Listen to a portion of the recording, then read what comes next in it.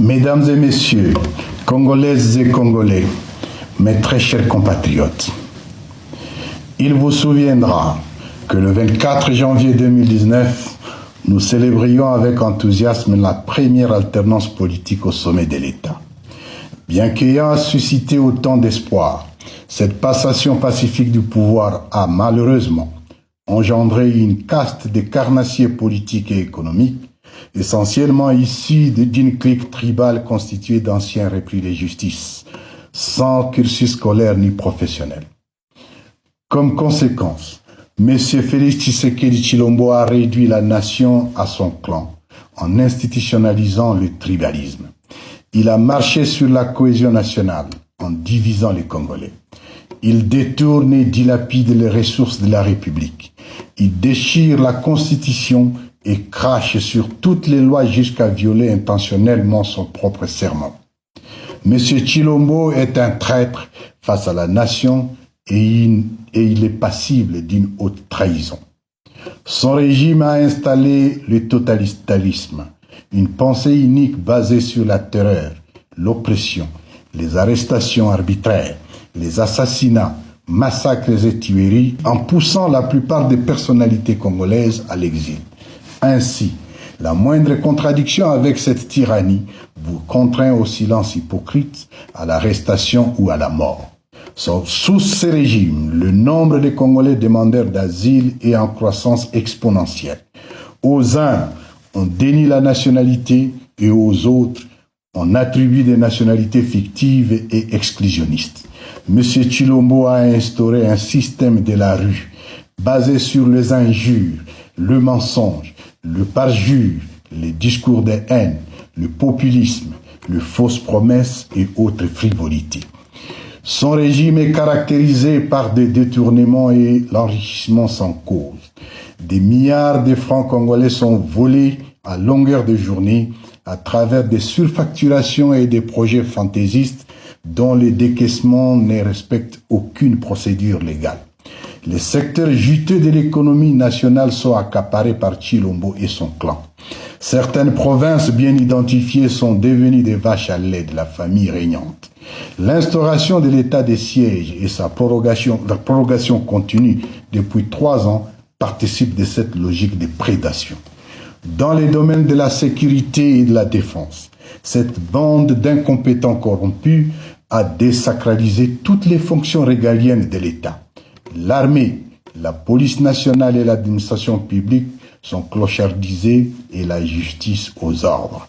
Rattrapé par ses infirmités dans la conduite des affaires de l'État, le régime a bradé la souveraineté nationale en intégrant des forces négatives dans les systèmes de défense et de sécurité de la République.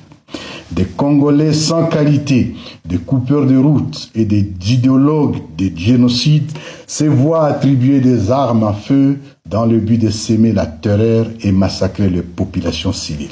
Plus grave, le régime de Kinshasa a recyclé, entraîné, équipé et financé les FDLR, tout en collaborant criminellement avec les ADF NALU dans le but de déstabiliser la sous-région. Il s'emploie aussi à distribuer des armes blanches et à feu aux milices de son parti UDPS, notamment les forces du progrès et la base Bilanga de Kasumbalesa.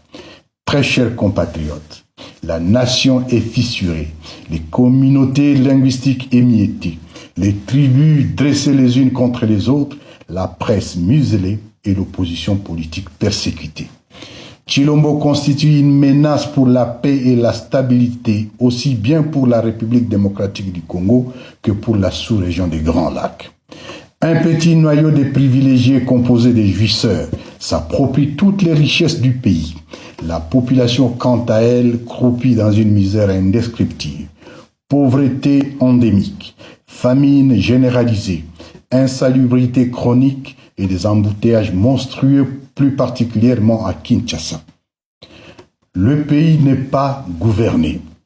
Très chers compatriotes, face à cette situation alarmante, une menace réelle contre la nation et l'État, nous avions le choix entre rester indifférents, c'est-à-dire complaisants, ou agir. Nous avons opté pour l'action. Nous basant sur l'article 64, alinéa 1er de la Constitution de la République démocratique du Congo, nous avons décidé de prendre notre destin en main, en œuvrant ensemble pour la mise en place d'une dynamique structurée en vue de la refondation de l'État et la résolution des causes profondes du conflit récurrent pour le retour d'une paix durable. Avec nos camarades du mouvement du 23 mars, M23, des mouvements politico-militaires, des plateformes de la société civile et de la diaspora, nous avons pris l'option de mutualiser nos efforts dans une dynamique salvatrice dénommée Alliance Fleuve Congo AFC, dont nous commémorons la première année de lutte révolutionnaire en ces jours. Nous saisissons cette occasion pour saluer et remercier pour leur sacrifice toutes les militantes, tous les militants, les vaillants et disciplinés combattants de l'armée révolutionnaire congolaise ARC. Mes très chers compatriotes, l'objectif de l'Alliance Fleuve Congo est de refonder l'État, recréer la cohésion nationale, restaurer le vivre ensemble, rencontrer les causes profondes des crises sécuritaires répétitives, surtout dans la partie orientale du pays. Dans cette perspective, nous sommes résolus à enlacer le développement dans un pays réconcilié avec lui-même, en paix avec ses voisins, la sous-région et l'humanité tout entière. Nous sommes en marche pour la libération totale de notre peuple. Libérer le cœur brisé par 6 années de chaos politique, 6 années de brimades, de stigmatisation, de tueries barbares, d'arrestations, d'exil forcé, de jugements et de condamnations arbitraires et de colonisation par une meute de prédateurs politiques. L'Alliance Fleuve Congo arrive pour rendre justice. Justice pour les 1641 prisonniers massacrés au centre pénitentiaire et de rééducation de Kinshasa CPR Makala dans la nuit du 1er au 2 septembre 2024. Justice pour les 242 femmes violées au même endroit la même nuit. Justice pour les déplacés internes bombardés par le régime de Kinshasa au camp de Mugunga Goma le 3 mai 2024. Justice pour les massacres de 76 jeunes de l'UNAFEC à Lubumbashi le 30 mars 2023. Le 23 tués de Kilwa le 15 août 2024 et de 17 morts de Luilou dans les Lualaba le 26 août 2024. Justice pour les 152 membres de la secte judaïque et messianique Ouazalendo, canardés le 30 août 2023 à Goma. Justice pour l'honorable chérubin Okende Senga, tué le 13 juillet 2023. Justice pour les généraux Delphin Kayimbi et Timothée Monkontou, ainsi que le juge Raphaël Yanni. Justice enfin pour toutes les victimes de l'oppression et de la terreur du régime de M. Tshilombo par assassinat, cannibalisme, mutilation, viol, extorsion, haine ethnique, exil forcé et intimidation. Très chers compatriotes, dès sa création à ce jour, l'AFC a réussi à mobiliser le peuple congolais contre la dictature et le coup d'État électoral de 2023. Dans sa marche, les espaces libérés sont sécurisés et administrés. C'est ici où vivent en harmonie des communautés multiples à l'abri de toutes sortes de tracasseries. Ceci a permis notamment en temps record le retour des déplacés internes qui servaient jadis de bouclier humain à la coalition gouvernementale à Goma particulièrement. À vous tous, nos frères et sœurs déplacés encore retenus dans le cas de Kanyaruchinya, Mugunga et Lac-Vert et ailleurs, revenez à la maison. Car dans sa logique mensongère de stigmatisation, M. Tshilombo vous considère irresponsablement comme des étrangers, tout simplement parce que la majorité d'entre vous, dans nos territoires de Nyiragongo, Massissi et Rutshuru, partagent une même langue maternelle, le Kinyarwanda. Très chers compatriotes, aujourd'hui, en traversant les principales artères routières de Rutshuru qui recoupent le parc national de Virunga, on ne peut s'empêcher d'admirer les familles entières d'hippopotames, d'antilopes, de singes, de rhinocéros et autres espèces qui jouissent tranquillement de la flore émergente. Comme par le passé, des bêtes sauvages bloquent parfois le passage des véhicules pour vous forcer à constater et admirer leur beauté. Il y a plus d'une décennie que ces spectacles s'est fait rare à la suite de l'invasion du parc par les FDLR et les FARDC, transformés à braconniers faute de prise en charge par le régime en place.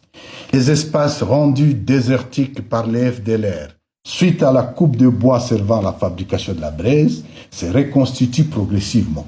On peut désormais y observer le retour de l'écosystème et une verdure agréable des espaces qui redore la beauté de notre patrimoine mondial.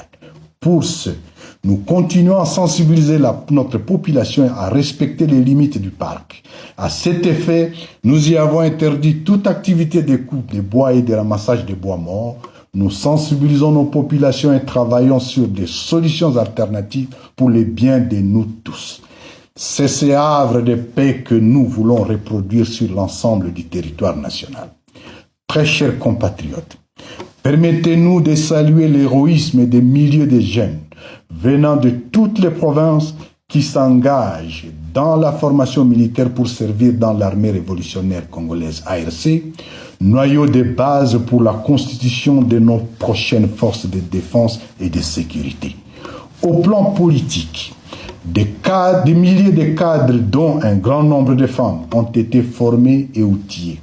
Ils sont prêts à montrer l'exemple du changement à tous les niveaux. Des milliers de citoyens sont mobilisés dans toutes les 26 provinces de la République et les adhésions sont de plus en plus débordantes. Nous sommes conscients que les attentes sont énormes dans la partie encore sous dictature. Pendant ces temps, tous nos outils de gestion ont été affinés et nos structures se consolident de fil en aiguille. Nous pouvons vous assurer que dès l'entame de cette deuxième année, la révolution sera beaucoup plus rapide, éclair, fulgurante et salutaire. Dans les prochaines semaines, nous vous présenterons solennellement notre offre politique pour la nouvelle République démocratique du Congo. La fin du régime de M. Tshilombo s'accélère inexorablement. Très chers compatriotes, comme vous pouvez le constater, la première année de la Révolution a été fructueuse et bénéfique à notre peuple. Nous avons permis à nos élites de se réveiller et avons réussi à bâtir un modèle de gouvernance stable, équilibré et sécurisé dans nos espaces. L'armée révolutionnaire congolaise marque exemplairement le territoire et maintient l'ordre et la discipline dans une parfaite complicité avec la population. À vous, jeunes, cette révolution constitutionnelle est la vôtre. Prenez votre destin en main. Ne cédez pas au piège de ces jouisseurs et menteurs. Ne cédez pas à la tentation de la facilité. Seule la lutte et les sacrifices libèrent. Engagez-vous, résistez, rejoignez la révolution. À vous tous, chers compatriotes, qui partagez l'idéal de la démocratie et du changement contre la dictature de M. Tshilombo, l'heure est au rassemblement. Chers compatriotes, nous ne saurions clore ces propos sans rappeler la position de l'Alliance Fleuve Congo au sujet du processus de Luanda. En observatrice intéressée, l'Alliance Fleuve Congo reste favorable à toute voie politique visant à mettre fin à la crise en République démocratique du Congo. Bien qu'encourageant le processus de Luanda mené par le président de la République angolaise, son Excellence João Manuel Gonçalves Lorenzo, reste partiel parce qu'il occulte les autres aspects de la crise congolaise qui justifient notre révolution constitutionnelle. De ces faits, l'Alliance Fleuve Congo n'est pas concernée par ces processus et les résolutions devant en découler ne nous engagent pas. Car, comme le disaient les sages Mahatma Gandhi et Nelson Mandela, tout ce que vous faites pour moi, sans moi, vous le faites contre moi. Très chers compatriotes, nous bâtirons un État moderne, espace de paix, de bien-être et d'opportunités pour tous les Congolais, pour la sous-région et pour toute l'humanité. Que vive l'Alliance Fleuve Congo, que Dieu bénisse la République démocratique du Congo Je vous remercie.